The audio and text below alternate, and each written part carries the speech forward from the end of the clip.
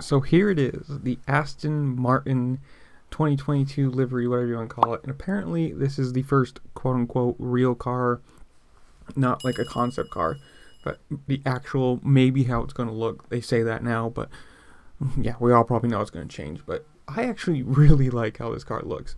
You don't have to do something super, like, intricate, but just being able to pick a nice color. Obviously the green is, very much their color, but it just looks good. The nice yellow with the JCB livery, or not livery, sponsorship.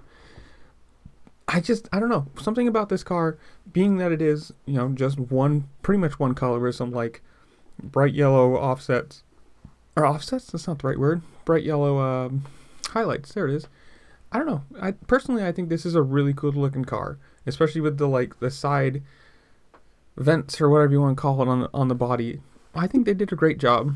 And there's the Haas versus the new one, Aston Martin, the new one.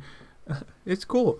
I'm excited. All these cars look really cool. Obviously, some are going to be better than others, and they're all going to have their own little pieces and parts that are going to be different. But personally, I think Aston Martin did a really cool job with this.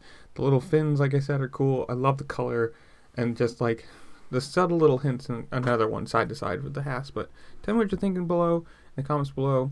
And this is cool too. If you look at this, the tip of the nose has a little cutout that looks like the grill of the old DB5, DB6, whatever it is, the old Aston Martin car. But I think that's a cool little hint, sidetrack, whatever. But tell me in the comments below, what do you think of it? Do you like it? Do you think wish it was different, or whatever? And I'll see y'all later. Peace.